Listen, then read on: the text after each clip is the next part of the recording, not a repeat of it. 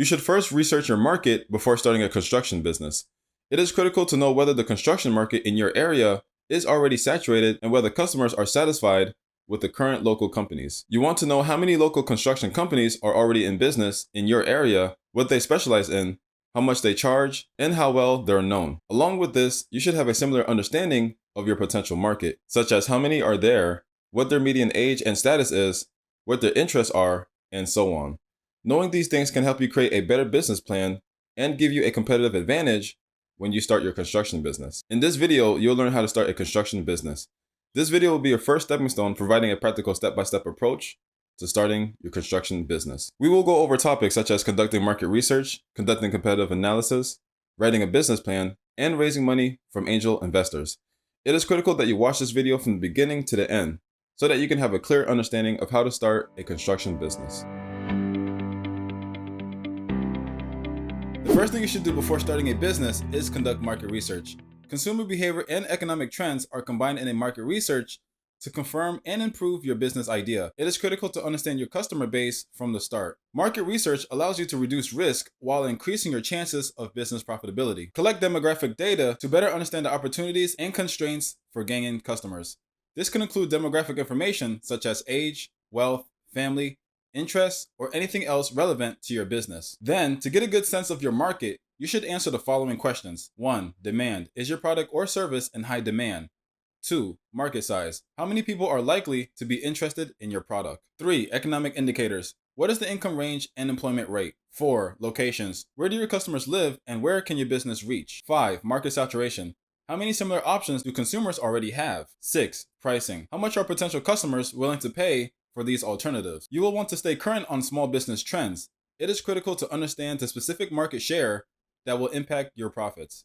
You can conduct market research using existing source, or you can conduct your own research and reach out directly to consumers. Existing source can save you a lot of time and energy, but the information may not be as tailored to your target audience as you would like. Use it to answer both general and quantifiable questions such as industry trends, demographics, and household incomes. Asking consumers directly can provide you with a more nuanced understanding of your specific target audience. Direct research, on the other hand, can be time-consuming and costly. Use it to respond to questions about your specific business or customers, such as reactions to your logo, changes you can make to purchasing experience, and where customers might go instead of your business. Direct research methods include surveys, questionnaires, focus groups, and in-depth interviews. Following market research, the next step is to conduct competitive analysis to identify a market advantage. Competitive analysis allows you to learn from businesses that compete for your potential customers. This is critical for defining a competitive advantage that generates long-term revenue. Your competitive analysis should identify your competitors by product line or service, as well as market segment. Here are some characteristics to look for in the competitive landscape. 1. Market share. 2. Strengths and weaknesses. 3. Your window of opportunity to enter the market. 4. The importance of your target market to your competitors. 5. Any obstacles that may impede your entry into the market. And 6. Secondary or indirect competitors who may have an impact on your success. There may be numerous businesses competing to serve the same market that you are. The level of competition, the threats of new competitors or services, and the effect of suppliers and customers on prices are all important factors to consider. You should write a business plan after conducting competitive analysis to determine a market advantage. A good business plan will walk you through each stage of starting and running your company. Your business plan will serve as a roadmap for how to structure, run, and grow your new venture. It's a method of organizing your thoughts about the most important aspects of your business. Business plans can assist you in obtaining funding or attracting new business partners. Investors want to know that they'll get a good return on their investment. Your business plan will be the tool you use to persuade others that work with you or for investing in your company. You should choose a business plan format that works for you. There is no correct or incorrect way to write a business plan. What matters is that your plan meets your requirements. The majority of business plans fall into one or two categories: traditional or lean startup. Traditional business plans are more common. They follow a standard format and encourage you to go into details in each section. They usually necessitate more work up front and can be many pages long. Lean startup business plans are less common, but they still follow a standard format. They concentrate on summarizing only the important points of your plan's key elements. They can be made in as little as an hour and are usually one page long. If you are very detail-oriented, want a comprehensive plan, or intend to seek funding from traditional sources, you may prefer a traditional business plan format. You are not required to follow a specific business plan outline when writing your business plan. Instead, use the sections that make the most sense for your company and its requirements. Traditional business plans include some of these 9 sections. 1. Executive summary. Tell your readers about your company and why it will be profitable in a few sentences.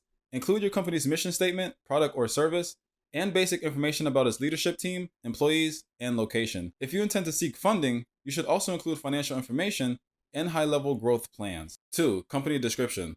Provide detailed information about your company in your company description. Explain in detail how your company solves problems. Make a list of consumers, organizations, or businesses that your company intends to serve. Describe the competitive advantages that will help your company succeed, such as, is your team comprised of experts, or have you found the ideal location for your business? This is the place to talk about your company's strengths. 3. Market research. You'll need to be well versed in your industry outlook and target market. Competitive research will show you what other companies are doing and their strengths. Look for trends and themes in your market research, such as what are the actions of successful competitors? What makes them so effective? And also, are you able to do it better? This will be the time to respond to these questions. 4. Management and organization. Tell your reader how your company will be organized and who will be in charge. Describe your company's legal structure. Indicate whether you plan to incorporate your business as a C or S corporation, a general or limited partnership, or as a sole proprietorship or limited liability company, LLC. In your company, use an organizational chart to show who is in charge of what. Demonstrate how each individual's unique experience will contribute to the success of your venture. Consider including resumes and curriculum vitae for key members of your team. 5. Product or service line. Describe the product or service you provide. Describe how it benefits your customers and the product life cycle. Share your intellectual property plans, such as copyright or patent filings. Explain in detail if you are conducting research and development for your service or product. 6. Sales and marketing. A marketing strategy cannot be approached in a single way. Your strategy should evolve and change to meet your specific requirements. This section's goal is to describe how you plan to attract and retain customers. You'll also describe how a sale will take place. This section will be referred to later when making financial projections, so make sure to thoroughly describe your entire marketing and sales strategy. 7. Request for funding. If you're requesting funding, this is where you'll detail your funding needs. Your goal is to clearly explain how much funding you'll require over the next 5 years and how you intend to use it. Indicate whether you want debt or equity, the terms you want, and the length of time your request will last. Provide a detailed description of how you intend to use your funds. Indicate whether you require funds to purchase equipment or materials, pay salaries, or cover specific bills until revenue increases. Include a description of your future strategic financial plans, such as debt repayment or the sale of your business. 8. Financial projections. Financial projections should be included with your funding request. Your goal is to persuade the reader that your company is stable and will be highly profitable.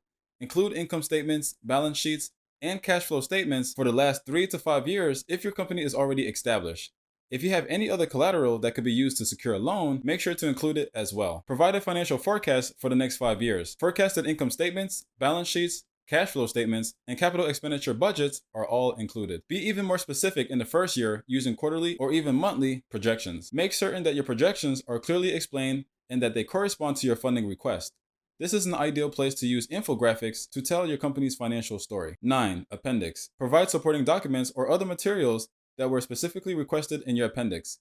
Credit history, resumes, product pictures, letters of reference, license, permits, patents, legal documents, and other contracts are all common items to include. You may prefer a lean startup format if you need to explain or launch your business quickly, if your business is relatively simple, or if you intend to change and refine your business plan on a regular basis. Lean startup formats are diagrams that describes your company's value proposition, infrastructure, customers, and finances using only a few elements. They are useful for visualizing trade-offs and key facts about your company. A lean startup template can be created in a variety of ways. The following are the 9 components of a lean business plan. 1. Key partnerships. Take note of other businesses or service with which you will collaborate to run your business.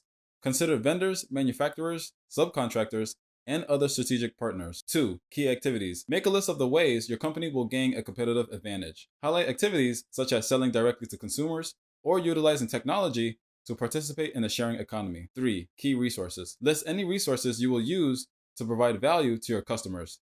Staff, capital, and intellectual property may be among your most valuable assets. Remember to take advantage of any business resources that may be available to women, veterans, Native Americans, and hub zone businesses. 4. Value proposition. Make a clear and compelling statement about your company's unique value to the market. 5. Customers' relationships. Describe how your customers will interact with your company. Is it automated or human to human? Should it be done in person or online? Consider the customer's experience from the beginning to the end. 6. Customer segments. When naming your target market, be specific. Because your business will not be for everyone, it is critical to have a clear idea of who your business will serve. 7. Channels. Make a list of the most important ways you'll communicate with your customers. Most businesses use a combination of channels that they optimize over time. 8. Cost structure. Will your company prioritize cost cutting or value additive initiatives? Define your strategy and then list the most significant costs associated with pursuing it. 9. Revenue streams. Describe how your company will make money. Direct sales, membership fees, and the sale of advertising space are a few examples. If your business has multiple revenue streams, make a list of all of them. Following the completion of your business plan, the next step is to secure funding for your venture. Starting a business costs money. One of the first and most important financial decisions most business owners make is how to fund their venture. How you choose to fund your business may have an impact on how you structure and run it. Every company has unique requirements, and no financial solution is one size fits all. Your personal financial situation and business vision will shape your company's financial future. Once you've determined how much startup funding you'll require, the next step is to determine how you will obtain it. Let's talk about how to fund your own business through self-funding. Self-funding, also known as bootstrapping, allows you to use your own financial resource to support your business. Self-funding can take the form of borrowing money from family and friends, using your savings account, or even tapping into your 401k. You retain complete control over your business when you self-fund, but you also assume all of the risk. Be cautious not to spend more than you can afford, and be especially cautious if you decide to withdraw funds from retirement accounts early. You could face costly fees or penalties, or you could jeopardize your ability to retire on time. So consult with the administrator of your plan and a personal financial advisor first. Another option is to raise venture capital from investors. Venture capital investments can provide you with the funding to start your business.